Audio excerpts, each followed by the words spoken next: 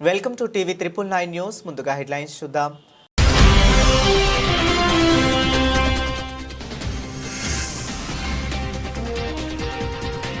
Vijayawada Besant రోడ్లో పర్యటించిన ముఖ్యమంత్రి చంద్రబాబు నాయుడు.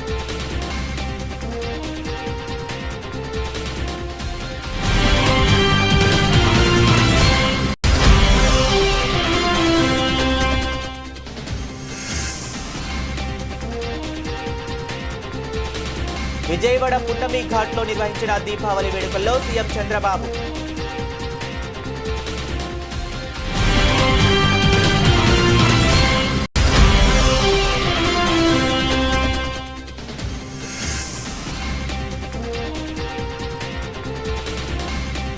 గాంధీనగర్ ప్రెస్ క్లబ్లో బహుజన సాహిత్య చర్చా వేదిక కవితా సమ్మేళన కార్యక్రమం.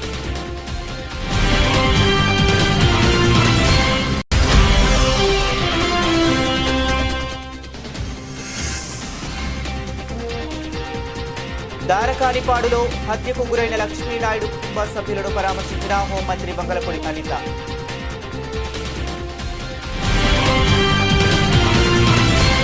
ఇసుక లారీల వలన ఆంధ్ర తెలంగాణ సరిహద్దు ప్రాంతాల్లో తీవ్ర ఉద్రిక్తత. తెలంగాణ ఆంధ్ర సరిహద్దు కన్నాయిగూడెం గ్రామంలో ఇసుక లారీలను ఆపివేసిన గ్రామస్తులు. ఇసుక లారీలు వెంటనే ఆపివేయాలి, తమ రోడ్లు ధ్వంసం అవుతున్నాయని రోడ్డుకు అడ్డంగా ట్రాక్టర్లు పెట్టిన కన్నాయిగూడెం గ్రామస్తులు. గత కొంతకాలంగా ఇసుక లారీలు తిరగడంతో పూర్తిగా ధ్వంసం అయ్యే రోడ్డుపై పెద్ద ఎత్తున గుంతలు ఏర్పడ్డాయి. తమ ఆంధ్ర ప్రాంతం నుంచి తెలంగాణకు వెళ్లే ఇసుక లారీలు తిప్పవద్దని ఆందోళన చేస్తున్న కన్నాయిగూడెం గ్రామస్తులు.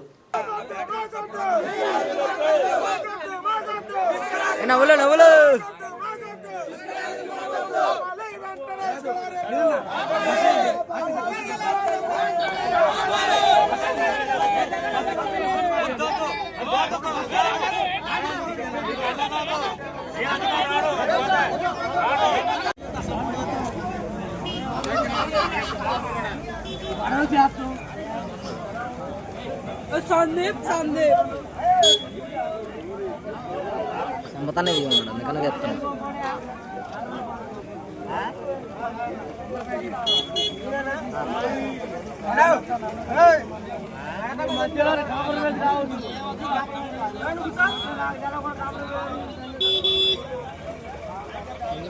కాగజ్ నగర్ పట్టణంలోని మార్కెట్ ఏరియాలో తెల్లవారుజామున శ్రీ రామచంద్ర జిఆర్ స్వామివారి ఆధ్వర్యంలో నరకాసుర దహనం కార్యక్రమం నిర్వహించడం జరిగింది. ఈ సందర్భంగా జిఆర్ స్వామి మాట్లాడుతూ దీపాలను వరుసగా పేర్చడం అనేది దీపావళి అని, మనసులో అంధకారాన్ని జయించి జీవితాలను వెలుగులతో నింపుకోవాలని అనేక మంగళ శాసనాలు చేశారు.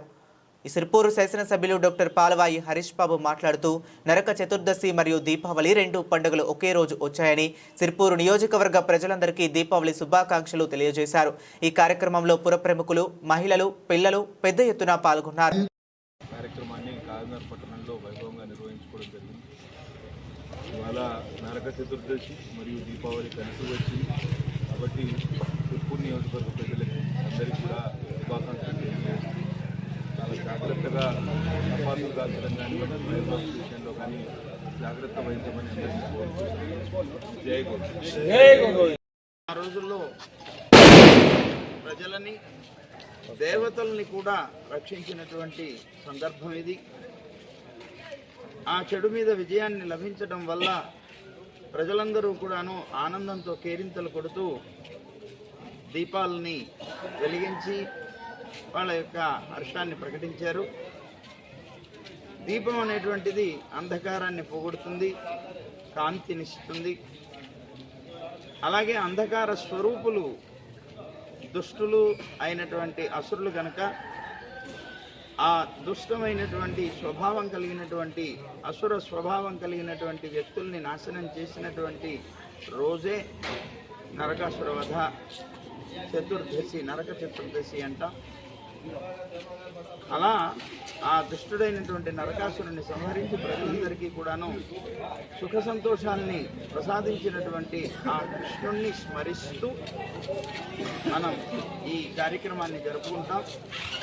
ఈ నరక చతుర్దశి ఉద్దేశిస్తూ నరకాసురుని సంహరించడమే కాకుండా సాయంత్రం దీపాలని పేర్చడం, దీపావళి, ఆవళి అంటే వరస, ఆ దీపాల యొక్క కాంతి ఆ వరసలో, అంటే వరసలో ఉండడం అంటే అర్థం ఏంటి అంటే అది అధికంగా ఉండడం అన్నమాట. అంటే జ్ఞాన ప్రసరణ అధికమై ఉంటుంది. ఆ జ్ఞానం అనేటువంటి అంధకారాన్ని దూరం చేయడానికి అంత దీపాలు అవసరం కనుక అలాంటి ఆనందాన్ని జ్ఞానాన్ని ప్రసాదించేటువంటి వాడు అవుతాడు. ఆనందాన్ని ప్రకటిస్తూ మనం జరుపుకుంటున్నాం. దీంతో టపాసులు కాలుస్తున్నాం. ఈ టపాసులు అనేటువంటివి మన ఆనందాన్ని అధికంగా చూపించడానికి చేసేటువంటి ఒక ప్రక్రియ. అలాగా దీపాలని పెరచడమే కాకుండా టపాసుల్ని కాల్చుకొని మన అందరం కూడా ఆ కృష్ణుడి యొక్క విజయానికి మనం ఆనందాన్ని ప్రకటిస్తూ జరుపుకుంటున్నటువంటి 2 రోజులుగా కురిసిన వర్షాలకు అనంతగిరి మండలంలోని కరివేసు నుంచి కరకవలసకు వరకు ఇటీవలే నిర్మాణం చేపట్టినటువంటి మట్టి రోడ్డు కోతకు గురై కొట్టుకుపోయింది. దీంతో వాహనాల రాకపోకలకు తీవ్ర ఇబ్బందులు పడుతున్నామని గిరిజనులు పటం భీమన్న, భీమయ్య, రామ్మూర్తి తదితరులు ఆదివారం ఉదయం ఆవేదన వ్యక్తం చేశారు. అధికారులు స్పందించి కొట్టుకుపోయిన కోతకు గురైన ఈ రహదారికి మరమ్మతులు చేపట్టాలని కోరుతున్నారు.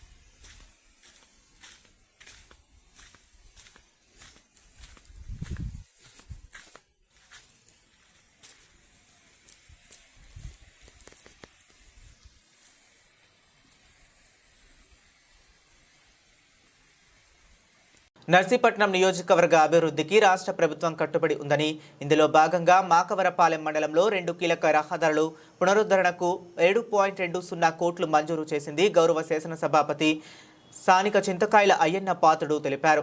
ఆదివారం స్పీకర్ కార్యాలయంలో విలేకరులతో మాట్లాడుతూ R&B శాఖ ద్వారా ఈ నిధులు విడుదలయ్యాయని, ప్రభుత్వానికి ముఖ్యమంత్రి నారా చంద్రబాబు నాయుడు గారికి నియోజకవర్గ ప్రజల తరపున ధన్యవాదాలు తెలియజేశారు. కోటవురట్ల మండలం కైలాసపట్నం నుంచి చౌడవాడ నగరం కోడూరు మీదుగా రత్నంపేట జంక్షన్ వరకు ఉన్న రహదారి పునరుద్ధరణకు 4.60 కోట్లు మంజూరయ్యాయి.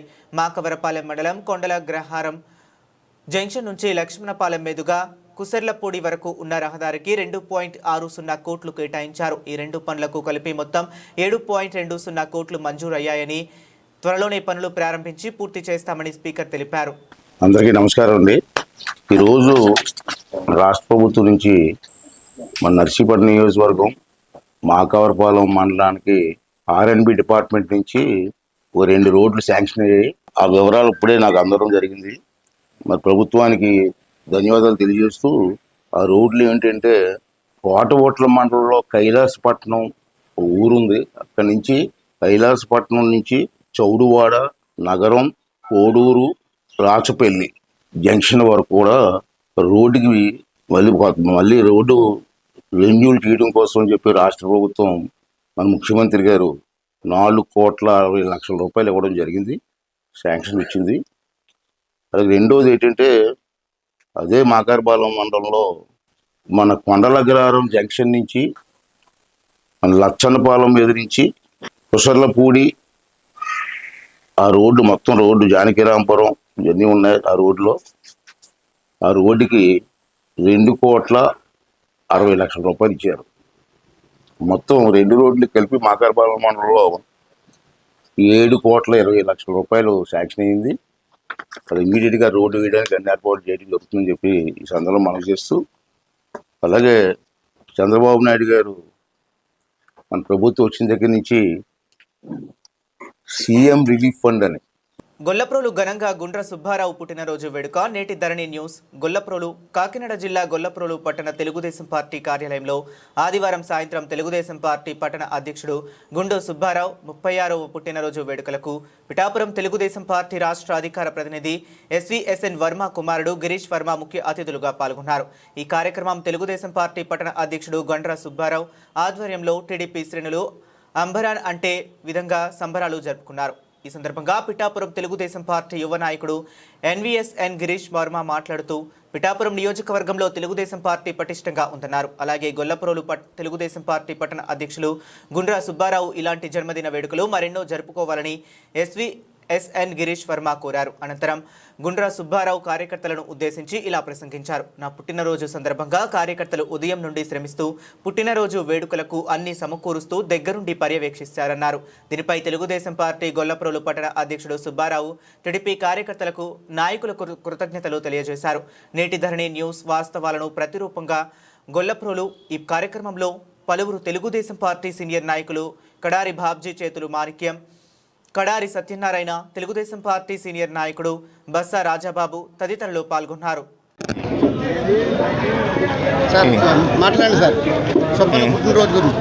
ఈరోజు పార్టీ ప్రెసిడెంట్ గారి బర్త్డే యూత్ అంతా క్యాడర్ అంతా చాలా బాగా సెలబ్రేట్ చేశారు.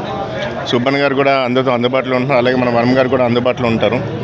మేము కూడా మన సుబ్బన్ గారికి ఇలాంటి బర్త్డేస్ చాలా చేసుకోవాలని, లాంగ్ లైఫ్ చాలా సక్సెస్ అవ్వాలని, ఇంకా ఎత్తుకు ఎదగాలని మనస్ఫూర్తిగా కోరుకుంటున్నాను. సార్, మీరు ఇచ్చేగా టీడీపీ కార్యకర్తలు పోటెక్కారు.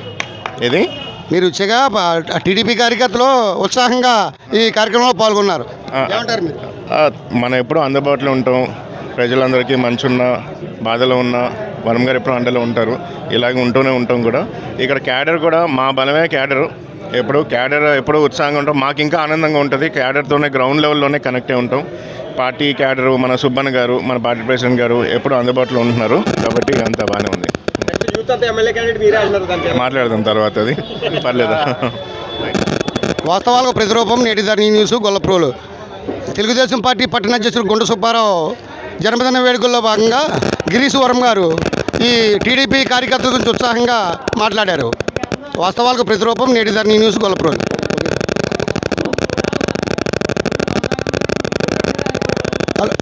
టీడీపీ పార్టీ పట్టణ అధ్యక్షులు గుంట సుబ్బారావు మాట్లాడతారు. గొల్లప్రోలులో స్వర్గీయ మాదేపల్లి రంగబాబు గారు చనిపోయిన తర్వాత ఆయన పార్టీ అధ్యక్షుడిగా వర్మ గారు ఆయన ఉండగా కూడా నన్ను పార్టీ అధ్యక్షుడిగా ఎన్నుకోవడం జరిగింది. ఇప్పటికీ కూడా నన్ను పార్టీ అధ్యక్షుడిగానే కొనసాగుతున్నారు. అలాగే నాకు ప్రమోషన్ కూడా ఇవ్వడం జరిగింది. అందరూ కూడా కార్యకర్తలందరూ కూడా తెలుగుదేశం పార్టీ అంటే ఎప్పుడు కూడా ఒకటే, గొల్లప్రోలు పట్టణమే కాదు నియోజకవర్గంలో కూడా ఎప్పుడు ఒకటే పార్టీ కింద, ఒకటే వర్గం కింద ఈ యూత్ అంతా కూడా నాకు సర్ప్రైజ్. ఇది సరదాగా వాళ్ళ పొద్దునుంచి ఈ కార్యక్రమం స్టార్ట్ చేసి నువ్వు రా అంతే, మేము సరదాగా ఈ వేడుకలు చేసుకుంటామని ఇంతలా చేసినందుకు నాకు చాలా ఆనందంగా ఉంది. ఏంటంటే ఇదొక నిజంగా సర్ప్రైజ్. కష్టపడినోడికి గుర్తింపు ఇస్తుంటే ఇంకా యాక్టివ్గా పనిచేయాలనే ఒక తత్ఫలితం ఇది. ఈ కార్యకర్తలకి, నాయకులకి, అలాగే ఇక్కడ విచ్చేసిన అభిమానులకి అందరికీ కూడా నా పేరు పేరున ధన్యవాదాలు. అంతేకాకుండా ఇక్కడ స్వర్గీయ రంగబాబు గారే కాకుండా మా పార్టీకి వెన్నుదన్నుగా ఎప్పుడు కూడా 25 సంవత్సరాల నుంచి కూడా పార్టీ టీడీపీ జెండా మనుగడ కనపడిన టైంలో వర్మ గారు బోళ్ళు వ్యాపారాలు అన్ని రకాలుగా వదిలేసుకుని ఇక్కడ పార్టీ కోసం వచ్చి తెలుగుదేశం అంటే ఇది, తెలుగుదేశం అంటే ఎలా ఉంటుందని ఆయన ఒక పసుపుమయం చేశారు పిఠాపురం నియోజకవర్గాన్ని. అంతేకాకుండా ఇక్కడ ఎప్పుడు కూడా పార్టీకి కుటుంబంలో ఒకరు కష్టపడతారు, కానీ వర్మగారు కుటుంబం అంతా తెలుగుదేశం పార్టీ కష్టపడుతుంది. వర్మగారే కాకుండా వాళ్ళ మిస్సెస్ లక్ష్మీదేవి గారు అమ్మగారు కూడా, అలాగే వాళ్ళ అబ్బాయి గిరీష్ గారు కూడా కొండనకుండా తిరగడం జరిగింది. ఆయన గత ఎమ్మెల్యే చేసినప్పుడు చాలా రోడ్లు, చాలా కార్యక్రమాలు చేయడం జరిగింది. ఈవేళ వర్మగారు అంటే ఒక అందరికీ కూడా పేరు, అతని అసలు పేరు ఎవరికీ తెలియదు. వర్మగారు అంటే ఒక బ్రాండ్. ఆయన ఆ బ్రాండ్ క్రియేట్ చేసుకున్నారు. ఎక్కడైనా సరే చిన్నపిల్లలను కూడా ఎవరైనా. ముఖ్యమంత్రి చంద్రబాబు నాయుడు ఆదివారం విజయవాడ బీసెంట్ రోడ్లో పర్యటించారు. పలువురు చిరు, వీధి వ్యాపారులు, జనరల్ స్టోర్, చెప్పుల షాపు నిర్వాహకులతో మాట్లాడారు. జీఎస్టీ తగ్గింపు కారణంగా వస్తువుల ధరలు తగ్గుదలను గుర్తించి ఆయా వర్గాల వారిని అడిగి తెలుసుకున్నారు. చింతజపూడి దుర్గారావు అనే వీధి వ్యాపారితో సీఎం చంద్రబాబు మాట్లాడారు. తాను ప్రమిదలు, జూట్ బ్యాగులు విక్రయిస్తానని తెలిపారు. ఆయనకున్న సమస్యల గురించి సీఎం అడిగి తెలుసుకున్నారు. మరో వీధి వ్యాపారి ఎక్కలి బాలకృష్ణతో మాట్లాడారు. చెదలవాడ వెంకటకృష్ణారావు అనే చెప్పుల షాపు యజమానితో మాట్లాడారు. వ్యాపారం నడుస్తున్న తీరు, చెప్పులపై జీఎస్టీ ఏ మేరకు తగ్గింది, విక్రయాలను గురించి అడిగి తెలుసుకున్నారు. బట్టల షాపునకు వెళ్లి అందులో సేల్స్ గర్ల్స్గా పనిచేస్తున్న కొడవర్తి లక్ష్మి అనే మహిళతో ముఖ్యమంత్రి ముచ్చటించారు. అనంతరం కిరాణా షాపు వద్దకు వెళ్లి నిర్వాహకుడు బొడ్డు శ్రీనివాస్తో చంద్రబాబు మాట్లాడారు. నిత్యావసర వస్తువులు జీఎస్టీ తగ్గింపు ఎంతవరకు ఉందని, గతానికి ఇప్పటికీ ధరల వ్యత్యాసం గురించి అడిగి తెలుసుకున్నారు. ఈ సందర్భంగా బీసెంట్ రోడ్డుకు వచ్చిన కొందరు కొనుగోలుదారులతోనూ సీఎం మాట్లాడారు. వారితో ఫోటోలు దిగి ముందస్తుగా దీపావళి శుభాకాంక్షలు తెలిపారు.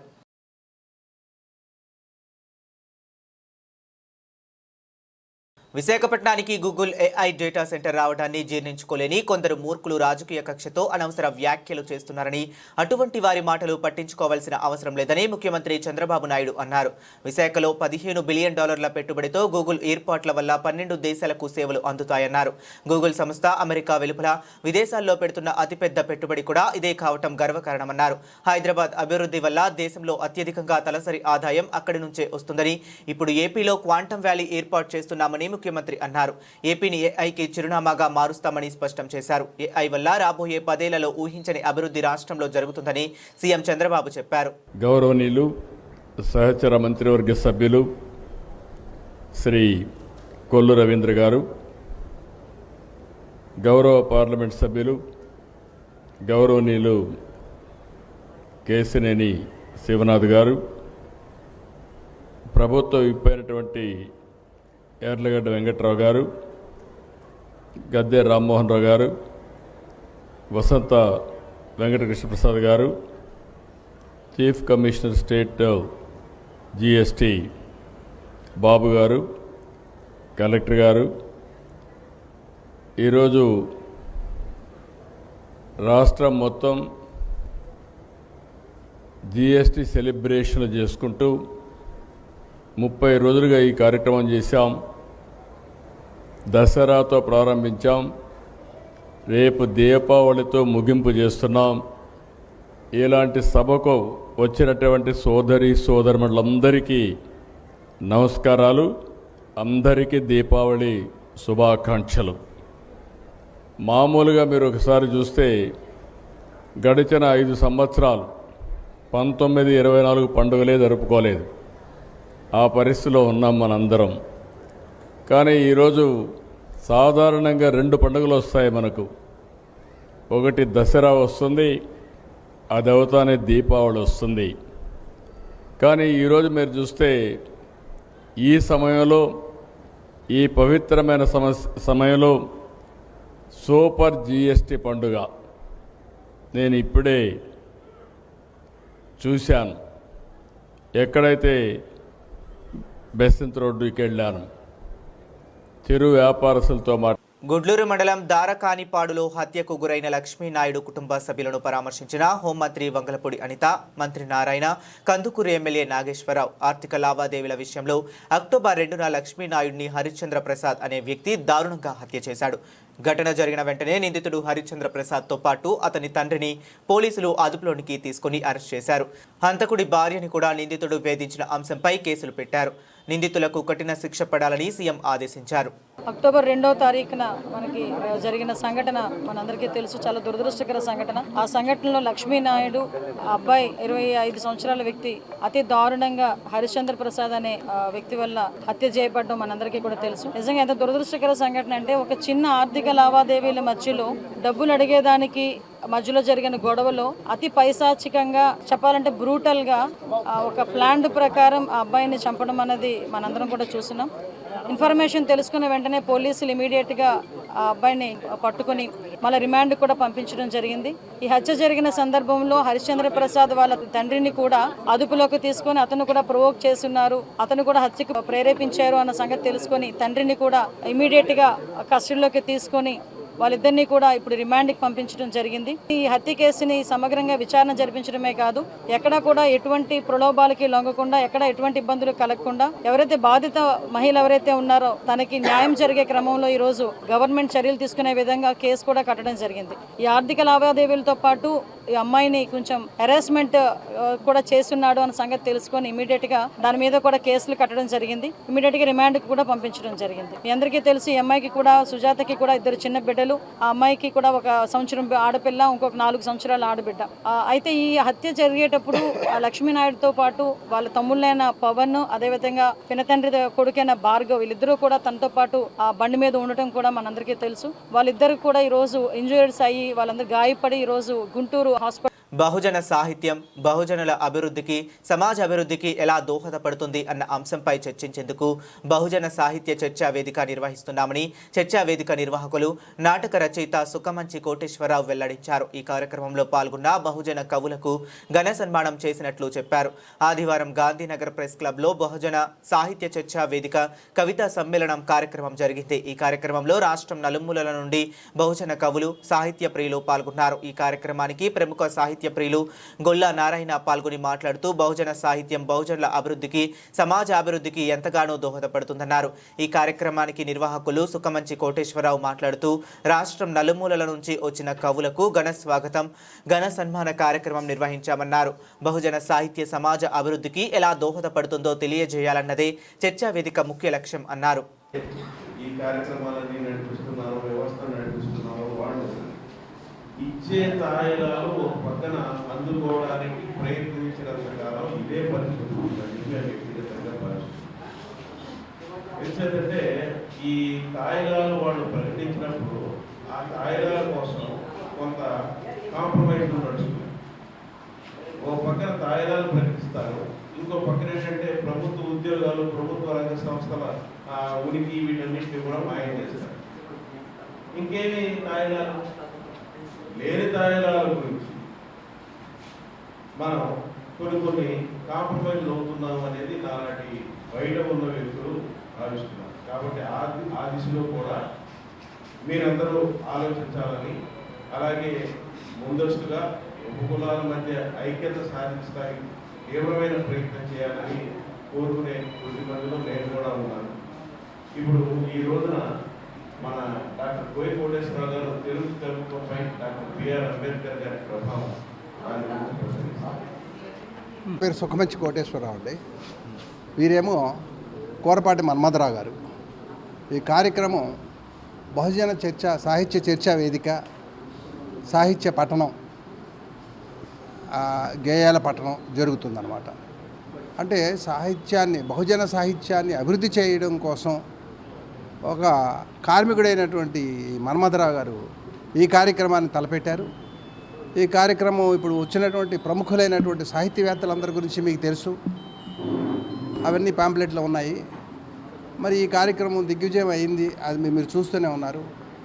ఇలాంటి సాహిత్య వేదికలు ఇంకా ఇంకా రావాలని చెప్పేసి, సమాజంలో ఈ కుల మతాల తేడాలు పోవాలని చెప్పేసి కోరుకుంటూ మన్మథరావు గారు ఈ కార్యక్రమాన్ని ఏర్పాటు చేయడం జరిగింది.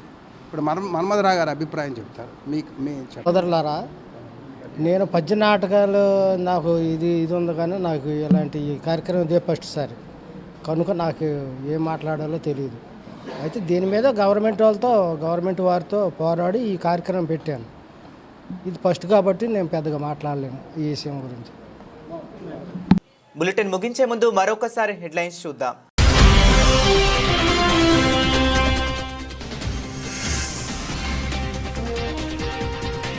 విజయవాడ బీసెంట్ రోడ్లో పర్యటించిన ముఖ్యమంత్రి చంద్రబాబు నాయుడు.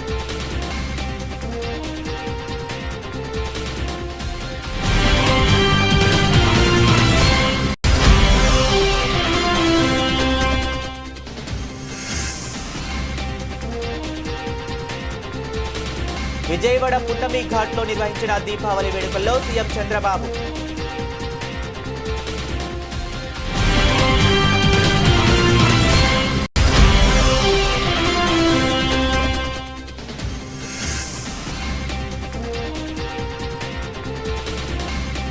గాంధీనగర్ ప్రెస్ క్లబ్ లో బహుజన సాహిత్య చర్చా వేదిక కవితా సమ్మేళన కార్యక్రమం.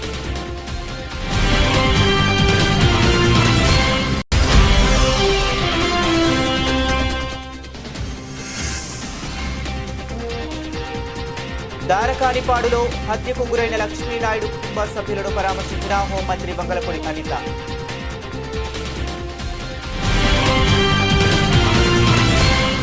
ఇవి ఇప్పటి వరకు ఉన్న అప్డేట్స్. మరిన్ని అప్డేట్స్ కోసం చూస్తూనే ఉండండి.